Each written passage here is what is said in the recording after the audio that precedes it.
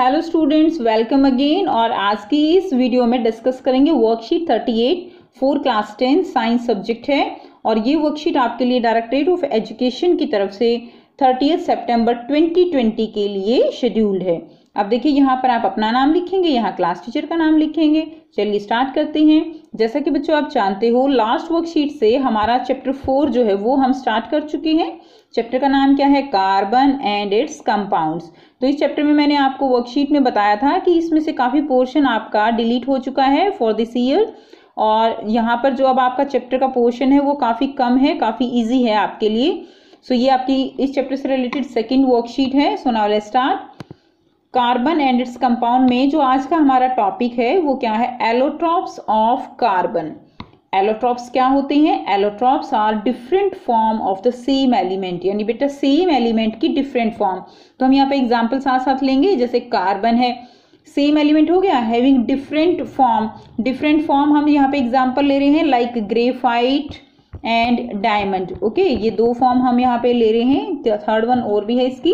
तो देखिए, graphite and diamond they have different physical properties. अब बच्चों, जो ग्रेफाइट और डायमंड है ये अलग फॉर्म है किसकी? कार्बन की। इनकी फिजिकल प्रॉपर्टीज बिल्कुल डिफरेंट होती हैं जो हम पढ़ेंगे, लेकिन इनकी जो केमिकल प्रॉपर्टीज हैं वो क्या होंगी? वो सेम होंगी। So these are the two allotropes of carbon. इसको हम एक यहाँ पे जनरल एग्जांपल देके आपको समझाती हूँ। देखिए, जैसे कि आपको पता है ना, गॉड, गॉड के बारे में सब जानते हैं। हम क्या कहते हैं? गॉड एक ही है, चाहे फिर हम उसको किसी भी नाम से जाने, विष्णु के नाम से जाने, हनुमान जी के नाम से जाने, राम के नाम से जाने या अल्लाह के नाम से जाने।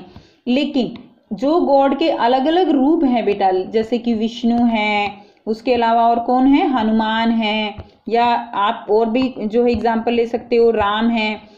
ये सब क्या हैं? ये सब गॉड के अलग अलग रूप हैं। तो इनको हम क्या कहेंगे? इनको हम एलोट्रॉप्स कहेंगे।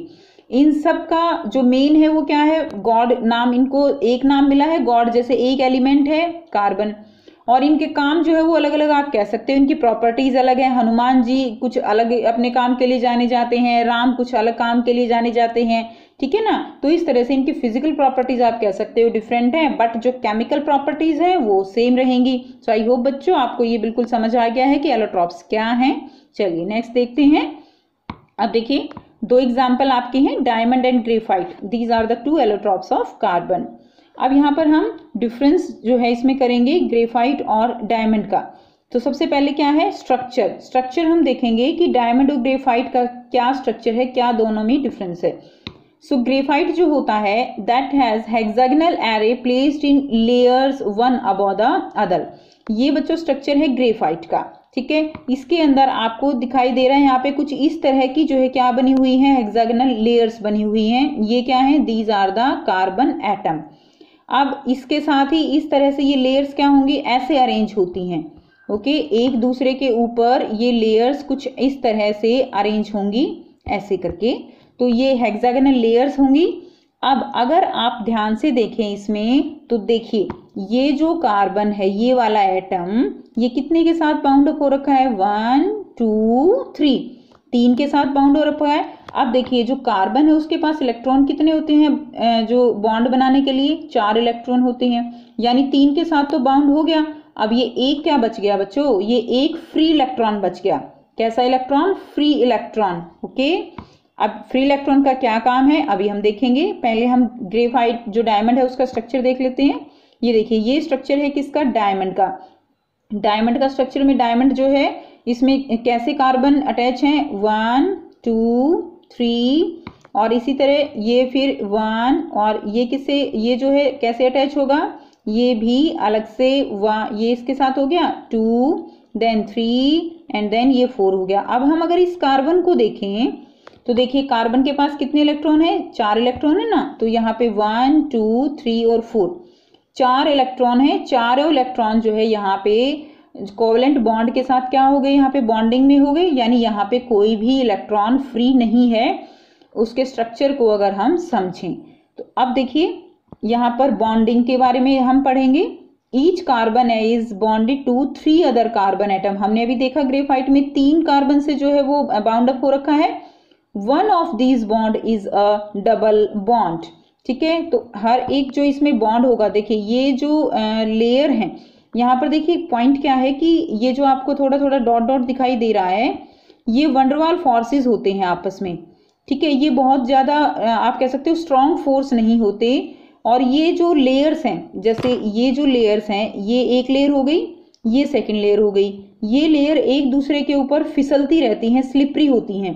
जैसे आपने पेंसिल का सिक्का देखा है, वो ग्रेफाइट है, तो वो चिकना होता है और इतना ज़्यादा हार्ड नहीं है, जिसके कारण, किसके कारण कि इनके बीच में क्या होता है, आपस में वंडरवाल जो है फोर्सेस होते हैं जो स्ट्रांग नहीं है, जिसके कारण ये फिसलता है। डायमंड में क्या होगा, each carbon atom is bonded to 4 other carbon atom forming a rigid 3D structure. So diamond में हर एक कार्बन एटम जो है दूसरे 4 कार्बन एटम से जो है बाउंडेड अप होगा और एक 3D जो है स्ट्रक्चर बनेगा, बहुत ही रिजिड, जिसमें कोई भी इलेक्ट्रॉन फ्री नहीं होता है। अब देखिए जो अपीयरेंस है ग्रेफाइट की, वो कैसी है, वो स्मूथ एंड स्लिपरी है। मैंने अभी बताया आपको, इसके अंदर जो है ये वंडरवाल फोर्स होते हैं जिनके कारण ये स्मूथ और स्लिपरी होता है। बट डायमंड जो है वो हार्डेस्ट सब्सटेंस है, हार्डेस्ट नोन सब्सटेंस। सबसे ज्यादा जो हार्डेस्ट सब्सटेंस है वो क्या है, डायमंड है। Next is conductivity. अब देखिए बच्चों, जो ग्रेफाइट है उसके अंदर हमने क्या किया कि एक इलेक्ट्रॉन क्या होता है, फ्री होता है। इस फ्री इलेक्ट्रॉन के कारण ही जो ग्रेफाइट है, this is the good conductor of electricity. But in case of diamond no free electron is present, so it is bad conductor of electricity. Next is usages, it act as a lubricant. Lubricant होता है जो मशीनों में जो oil डाला जाता है उसमें जो है ग्रेफाइट का यूज किया जाता है, क्योंकि ये बहुत ही स्मूथ है, स्लिपरी है। और पेंसिल जो हम लिखते हैं, पेंसिल लिड जो है, उसमें भी क्या होता है, ग्रेफाइट होता है। नेक्स्ट जो है डायमंड। डायमंड देखिए ये टूल्स को कटिंग करने के लिए, ज्वेलरी जो है बनाने के लिए इसका यूज किया जाता है। तो टूल्स क्योंकि हार्डेस्ट सब्सटेंस है तो इसको इसलिए जो है कटिंग टूल्स में इसका यूज किया जाता है। और बच्चों जो ग्रेफाइट है, इसकी जो ये गुड कंडक्टर है, इसीलिए इसकी जो है ग्रेफाइट की रॉड्स बनाई जाती हैं। अब नेक्स्ट जो थर्ड वन दिखाया गया है वो है आपका फुलरिन्स। ओके, जो ये स्ट्रक्चर है, ये स्ट्रक्चर किसकी तरह होता है, फुटबॉल की तरह होता है। सॉसर जो बॉल होती है फुटबॉल, उसकी तरह इसका स्ट्रक्चर है। इसके अंदर आपको इस तरह के पेंटागन मिलेंगे और इस तरह से जो है इसके अंदर हेक्सागोनल रिंग्स जो है वो होती हैं। ओके, सो इसके अंदर जो मिनिमम कार्बन की संख्या है वो कितनी है, 60 है। 60 कार्बन को मिला के इस तरह बॉल की फॉर्म में ये बनाया गया है और इसको क्या नाम दिया गया, बकमिंस्टर फुलरिन्स। डायमंड, अब देखिए यहाँ पे diamond can be synthesized by subjecting pure carbon to a very high pressure and temperature। so diamond जो कैसे बनाया जाता है, subjecting pure carbon को बहुत ही ज़्यादा high pressure और temperature उसके ऊपर अप्लाई किया जाता है तो डायमंड फॉर्म होता है। synthetic diamonds are small but otherwise indistinguishable from natural diamond। जो synthetic diamond बनाए जाते हैं वो small होते हैं, लेकिन जो natural diamond हैं और synthetic diamonds हैं उनमें कोई ऐसा खास डिफरेंस नहीं है, वो एक दूसरे से बिल्कुल सेम लगते हैं, इनडिस्टिंग्विशेबल हैं। Next, fullerene form another class of carbon allotrope. तो ये फुलरिन जो है ये थर्ड क्लास हम कह सकते हैं एलोट्रॉप की। The first one is to be identified was C60। तो फर्स्ट क्या है जो आइडेंटिफाई किया गया वो है C60, कार्बन जिसमें कितने हैं, 60, which has carbon atoms arranged in the shape of A football. तो जो कार्बन एटम है वो कुछ इस तरह से फुटबॉल की फॉर्म में जो है अरेंज किए गए हैं in pentagonal and hexagonal rings. Now since this looked like the Goddestic dome designed by the US architect Buckminster Fuller, the molecule was named fullerene। बच्चों जो इसकी शेप है, डोम जो है, डोम की शेप जो होती है उससे मिलती है, और वो जो शेप है डोम की वो किसने डिजाइन की थी, वो US आर्किटेक्ट बकमिंस्टर फुलर ने डिजाइन की थी। इसीलिए इस मॉलिक्यूल का नाम जो है वो क्या रख दिया गया, फुलरीन रख दिया गया। Next is versatile nature of carbon. So बच्चों जो कार्बन है उसका नेचर वर्सेटाइल है। वर्सेटाइल मीन्स कि वो large number of compounds form करता है। The nature of the covalent bond enable carbon to form a large number of compounds called organic compounds और कार्बन कंपाउंड्स।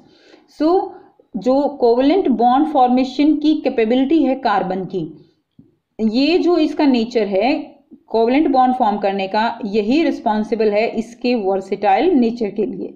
देखिए First point is catenation. Catenation is carbon has the unique ability to form bonds with other atom of carbon giving rise to large molecules. तो first property क्या होती है? Catenation. Catenation means self linking property. Self linking का मतलब क्या है? अपने साथ जुड़ना. ठीक है, अपने ही साथ जुड़ना. सेल्फ यानी अपने आप से ही जुड़ना. और ये इसकी यूनिक एबिलिटी है कि ये खुद से जुड़ के बहुत बड़े बड़े लार्ज मॉलिक्यूल फॉर्म करता है. This property is called catenation. Silicon form compounds with hydrogen which have chain up to 7 to 8 atoms. तो सिलिकॉन जो है वो 7 to 8 atoms की चेन जो है वो फॉर्म कर सकता है, लेकिन जो ये है but these compounds are very reactive. तो ये हाइड्रोजन के साथ सिलिकॉन जो कंपाउंड्स बनाता है वो बहुत ज़्यादा रिएक्टिव होते हैं. कैटिनेशन जो प्रॉपर्टी है वो क्या है बच्चों? सेल्फ लिंकिंग प्रॉपर्टी, और ये कार्बन में सबसे ज़्यादा है. The carbon carbon bond is very strong and stable. जो कार्बन कार्बन के बीच में जो बॉन्ड है वो कैसा है? वो बहुत ही स्टेबल है. This gives the large number of compounds with many carbon atom linked to each other. और इसी प्रॉपर्टी से जो कार्बन एटम है वो एक दूसरे से जुड़ जाते हैं. वो कैसे? वो सिंपल चेन फॉर्म में भी जुड़ सकते हैं, वो इस तरह से जो है रिंग फॉर्म में भी जुड़ सकते हैं. ओके, या आप कह सकते हो कार्बन कार्बन से जो ट्री फॉर्म में भी जुड़ सकते हैं इस तरह से. ठीक है, ब्रांच फॉर्म आप कह सकते हो. ओके, तो इस तरह से भी ये जुड़ सकते हैं. तो ये जो कैटिनेशन प्रॉपर्टी है इसी से कार्बन कार्बन आपस में जुड़ के बहुत बड़े बड़े जो लार्ज कंपाउंड्स हैं वो फॉर्म करते हैं. नेक्स्ट देखिए, नेक्स्ट क्या है? Tetravalency. Carbon has 4 valence electron. सबको पता है कार्बन के पास कितने वैलेंस इलेक्ट्रॉन है? 4. It can bond with 4 carbon atom. Okay, तो 4 कार्बन एटम के साथ ये बॉन्ड बना सकता है. Monovalent atoms oxygen, hydrogen, nitrogen, sulphur, chlorine सबके साथ ये बॉन्ड बना लेता है. One reason for the formation of strong bond by carbon is its small size. Second क्या थिंग है कि इसका साइज भी स्मॉल है. 2, 4 इसके पास इलेक्ट्रॉन है, तो इसका साइज कैसा है? केवल 2 ही शेल इसके अंदर है. ठीक है, so due to small size this enable the nucleus to hold on to the shared pair of electron strongly. अब इसके पास जो भी इलेक्ट्रॉन जो शेयर होते हैं साइज स्मॉल होने के कारण ये उनको बिल्कुल टाइटली बाउंड अप करके रखता है, यानी उनको पकड़ के रखता है. क्योंकि बच्चों न्यूक्लियस के ऊपर कैसा चार्ज हो गया? प्लस का चार्ज हो गया, और ये बिल्कुल जो शेल है ये न्यूक्लियस के पास है, इसीलिए क्या करता है? वो उनको टाइटली होल्ड करके रखता है. The bond formed by elements having larger atom are much weaker. तो बच्चों जो बड़े बड़े एटम्स होते हैं जिनका साइज बहुत बड़ा है, उनके जो एटम जो बॉन्ड फॉर्म करते हैं वो इतने स्ट्रांग नहीं होते जितने कि जो छोटे जिनका स्मॉल साइज है एटम्स का वो जो बॉन्ड फॉर्म करते हैं. बड़े जो एटम्स हैं उनका बॉन्ड जो है वो वीकर होता है. अब देखिए बच्चों यहाँ पे कुछ क्वेश्चंस दिए गए हैं, काफी इजी क्वेश्चंस हैं, आप इजीली लिख सकते हो. सो फर्स्ट क्वेश्चन क्या है यहाँ पे? Why carbon shows versatile nature. तो कार्बन का वर्सिटाइल नेचर क्यों होता है? ये हमने अभी जो है ये 2 पॉइंट हमने पढ़े, catenation and tetravalency. And second question क्या है? Why do carbon atom form a large number of compounds. So carbon atom जो है वो लार्ज नंबर ऑफ कंपाउंड्स क्यों फॉर्म करता है? बच्चों इन दोनों का जो आंसर है वो एक ही लिखोगे. देखिए कार्बन वर्सेटाइल नेचर शो करता है due to catenation property and tetravalency property. Okay, और carbon atom form a large number of compound, ये भी वही हो गया, कैटिनेशन प्रॉपर्टी है इसके अंदर और इसकी टेट्रावेलेंसी के कारण ये जो है large number of compound form करता है. सो दोनों का आंसर आप एक ही लिखोगे. तो आइए देखते हैं इसको आप कैसे लिखेंगे.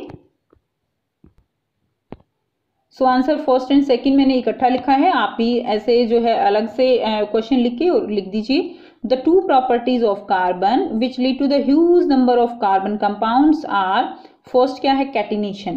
Carbon has a unique property to form bond with other atom and of carbon give rise to large molecules and this property is known as catenation.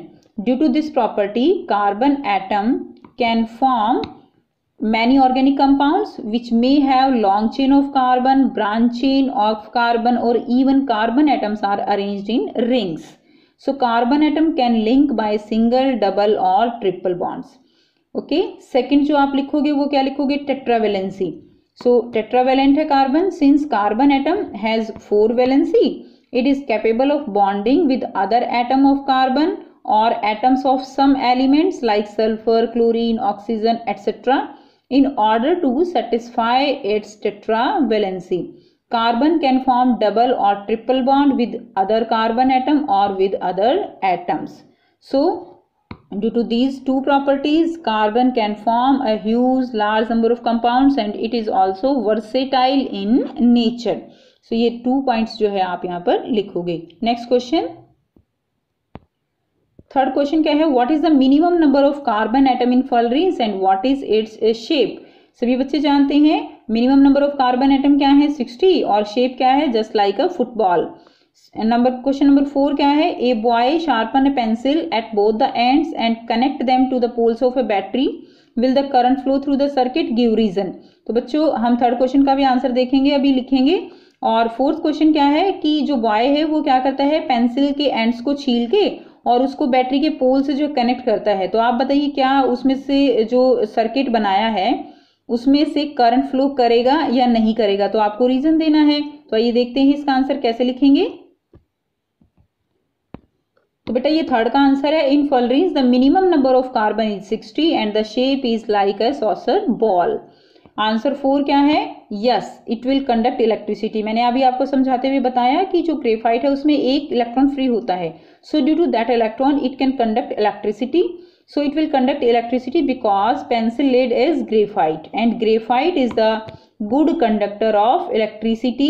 In structure of graphite one electron is free so it can conduct electricity. तो ये इसका reason हो गया. तो ये थी बच्चों आपकी आज की वर्कशीट. आई होप आपको वर्कशीट क्लियर है. फिर भी कोई प्रॉब्लम है तो आप कमेंट करके पूछ सकते हो. और अगर वीडियो अच्छी लगी है तो लाइक शेयर जरूर कीजिए, चैनल को सब्सक्राइब कीजिए and thanks for watching. Have a nice day.